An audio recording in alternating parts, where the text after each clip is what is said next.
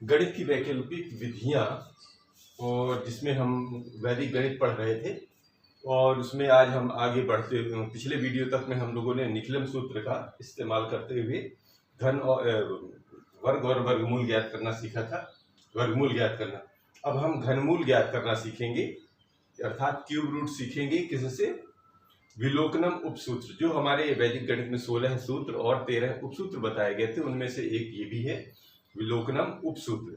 इससे पूर्ण घन संख्या का घनमूल ज्ञात करना सीखना है। क्या सीखना है? घनमूल। जिस तरह वर्ग संख्या का वर्गमूल निकाला जाता था, उसी तरह घन संख्या का घनमूल निकालना सीखेंगे। जैसे किसी संख्या का 2 बार गुणा करने पर वर्ग प्राप्त होता था, उसी प्रकार उसी संख्या का लगातार 3 बार गुणा करने पर घन प्राप्त होता है। और जो ये घन जिस मूल संख्या से बना होता है, उसे प्राप्त करने को घनमूल कहते हैं। बात समझ पा गए? तो इसके लिए हमको एक तालिका बनाई गई है यहाँ पर। एक संख्या, संख्या का घन और संख्या का बीजांक। बीजांक तो समझ रहे हैं, जितने भी अंक हैं उनको जोड़ के एक अंक में बदल लेना बीजांक कहलाता है।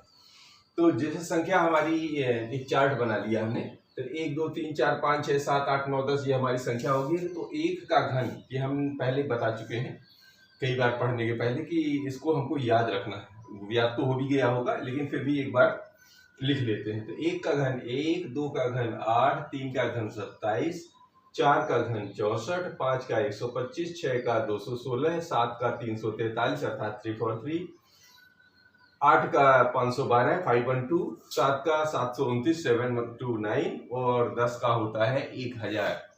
अब इनका बीजांक भी समझ लेते हैं। बीजांक देखिए, एक अंक में है, कोई दिक्कत नहीं, बीजांक एक ही होगा। 8 ही है, बीजांक 8 ही रहेगा। 7 और 2 ऐसे जोड़ दिए जाते हैं, 2 और 7 9, 6 4 10 और एक शून्य को जोड़ेंगे 1, 5 2 7 और 1 बीजांक 8, 6 1 7 2 9 बीजांक 9, 3 4 7 3 10 1 और शून्य को जोड़ के 1, 5 1 2 यानी कि 5 1 6 2 8 ये बीजांक 8, 7 2 9 9 18, 8 और 1 9 ये बीजांक बीजांक 9, और 1000 का बीजांक 1, क्योंकि 1 में कितने भी शून्य जोड़ लो वो अंक 1 ही रहता है। अब देखेंगे पूर्ण घन संख्या के बीजांक 1 8 9 होते हैं। देख लीजिए 1 8 9 बढ़ते क्रम में, यानी 1 2 3, फिर 4 5 6 पे 1 8 9, फिर 7 8 9 1 8 9, फिर आगे जाएंगे तो जितने भी संख्या आएंगे वो इसी तरह 1 8 9 के कन्वर्ट उसमें आएंगे। ये आपको याद रखना है। तो इससे आप अनुमान लगा सकते हैं विलोकनम में कि ये कौन सी संख्या हो सकती है। इससे अनुमान निकल आएगा। जैसे 8 आ गया तो आपको कहाँ ढूंढ लेंगे? 2 और 8 में ढूंढ लेंगे। तो बीजांक से अनुमान लगा लेंगे कि इसका घनमूल ये हो सकता है, या मूल संख्या है ना, मूल संख्या, घनमूल या मूल संख्या ये हो सकती है। लेकिन आप ऐसे अनुमान नहीं लगा सकते कि ये है तो इसका घन भी यही होगा, यानी इसका विलोम सत्य नहीं है। ये ध्यान रखना है। मतलब अंक से घनमूल का बीजांक देखकर हम अंदाज तो लगा सकते हैं, लेकिन इसके अंदाज से ये बिल्कुल सही होगा ये सत्य नहीं है। इसका मतलब ये हुआ। ठीक है, एक चीज और समझते हैं।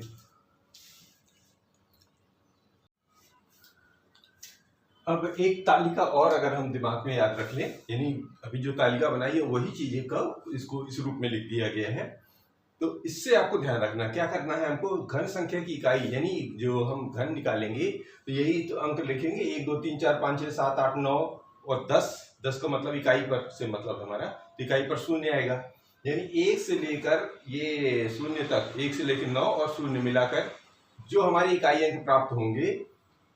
अगर ऐसा लिखा है तो हम क्या ढूंढेंगे, यानी हमको क्या मिलेगा, कौन सा अंक हम घनमूल ढूंढेंगे? तो जब 1 आएगा तो हम सीधे 1 पहुंच जाएंगे। ठीक है, जब 2 आएगा तो हमें किस पे घनमूल की इकाई ढूंढना है? हमें 8 पर ढूंढना है। 3 तो 3 पर 7, 4 5 6 का सेम रहता है। 7 आ जाता है, जैसे 3 का कितना ढूंढे थे 7 में, तो 7 का हमको उल्टा कर देना है, 3 पे ढूंढना है।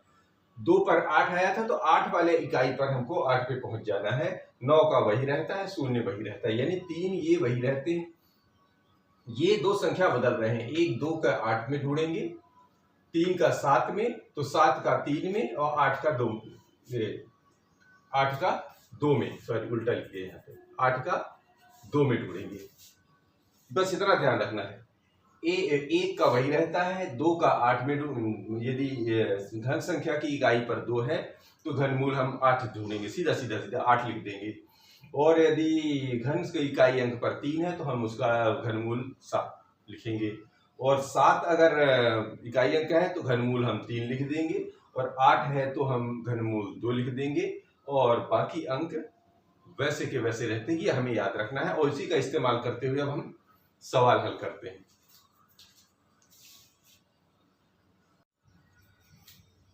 अब एक सवाल ले लेते हैं जिससे हमको आसानी हो जाए। 297 91 29,791 है ना, का घनमूल ज्ञात कीजिए। देखिए हमारे तो जैसे वर्ग मूल ज्ञात करने के लिए हम लोग 2 जोड़े बनाते थे, है ना।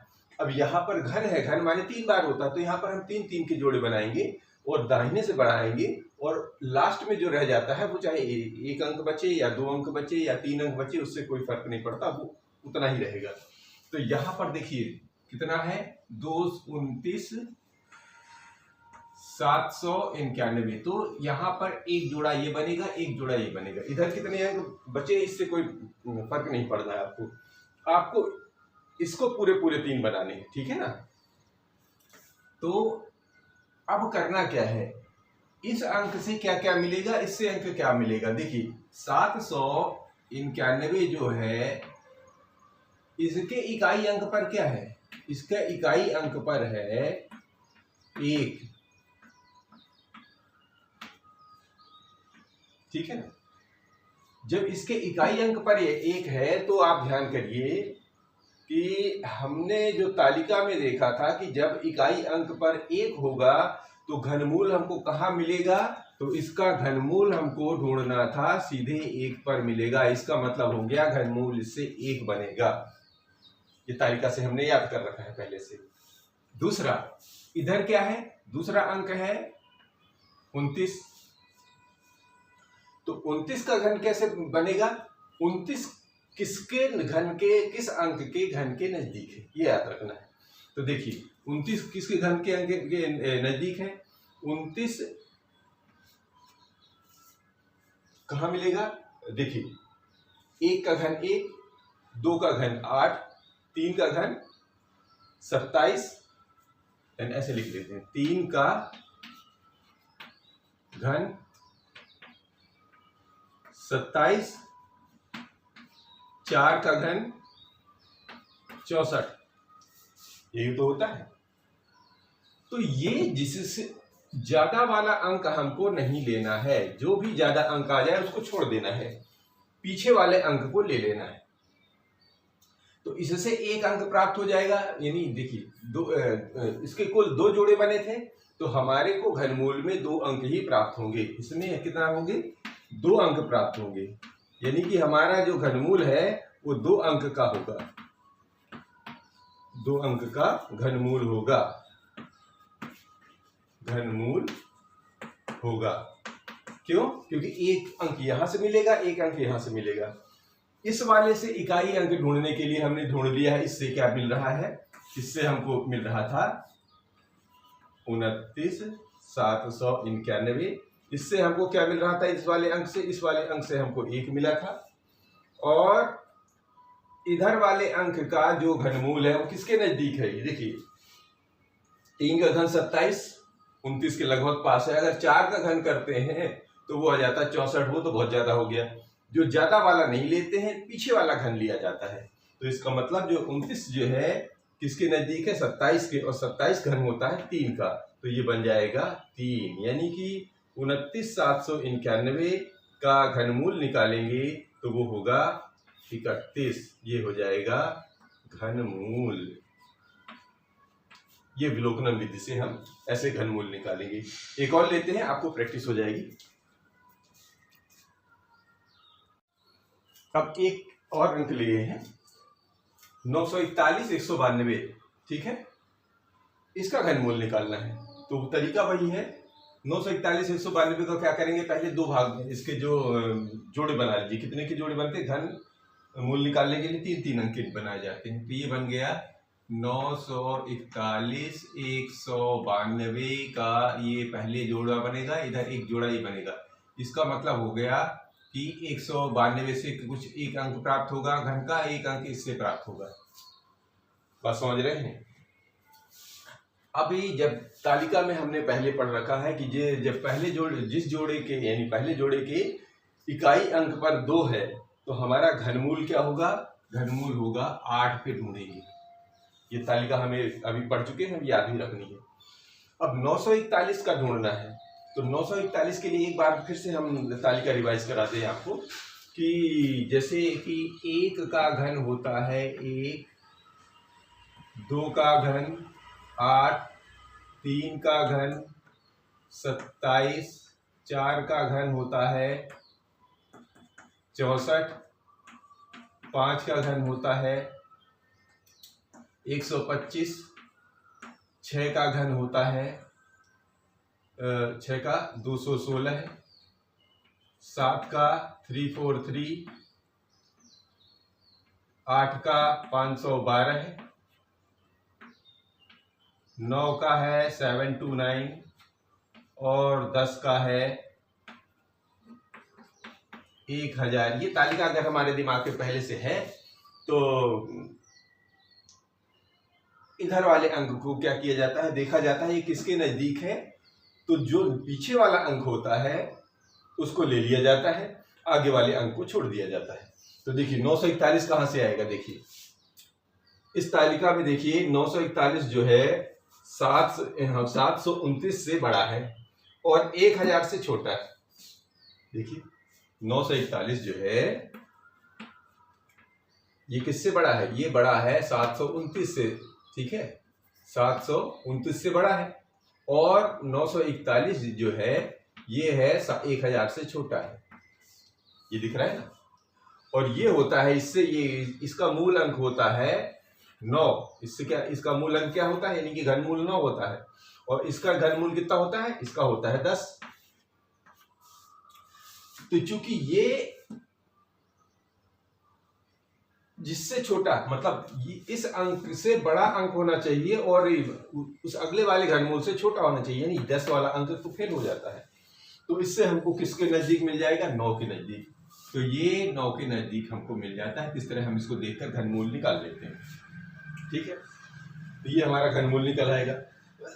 अब एक चीज और समझ लेते हैं, यानी घनमूल हमारा क्या बन गया? इसका घनमूल बन गया 98। इसका घनमूल कितना बन गया? 98।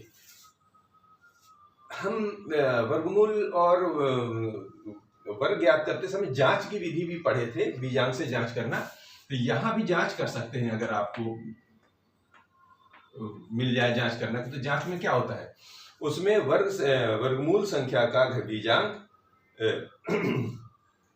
ठीक है, जो भी संख्या आया था वर्गमूल का बीजांक का वर्ग का बीजांक और फिर जो वर्ग संख्या का बीजांक। तो यहां पर भी ऐसे करते हैं। तो ये घनमूल आया है, ये इसको जांच करने का क्या तरीका है? घनमूल अंक का, घनमूल संख्या का बीजांक, संख्या का बीजांक। घनमूल क्या था? घन का मतलब 3 बार उसका पीछे जाके आए थे, यानी कि है ना, घन निकाला था। तो इसके बीजांक का बीजांक अगर हम निकाल लें और जो ऑलरेडी घन संख्या थी, यानी कि ये घन का बीजांक, और यदि ये दोनों बराबर हो जाए तो हम मान लेंगे कि ये सही निकला है, अदरवाइज कहीं ना कहीं गलत होने की संभावना है।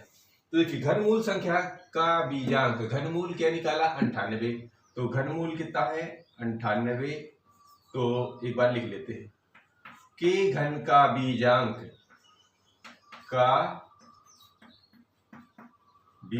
बराबर घन का बीजांक, ठीक है, यही वाला। तो देखिए 9 8 17, 9 8 17, 7 और 1 8, तो इसका बीजांक बना 8। इसके बीजांक का घन बराबर घन का बीजांक, घन ऑलरेडी ये भी लिख लीजिए ना, तो यहां पर तो ये संख्या लिख दीजिए, संख्या कितनी थी? 9 4 1 1 9 2। इसका बीजांक निकालना है। बीजांक निकालने का क्या तरीका होता है? ऐसे जोड़ दिया जाता है, चाहे ऐसे जोड़ दीजिए। तो 9 4 13 14 15 15 15 15 5 20 4 24 2 26, यानी कि ऐसे आ गया 26। और 26 कैसे लिखा जाता है? ऐसे। तो इसका बीजांक भी 6 2 8 दिया है ना। जब तक एक अंक में नहीं बदल जाएगा तब तक हम उसको जोड़ते रहेंगे। ठीक है, तो 8 का घन कितना होता है? 8 का घन होता है 512। इसका तो निकल आया 8, 5 2 7 और 1 8, ये 8 बराबर 8, यानी दोनों के बीजांक बराबर हैं। इसका मतलब हमारा ये घनमूल सही है। यहां तक आज लेते हैं, कल फिर इसके आगे पढ़ेंगे।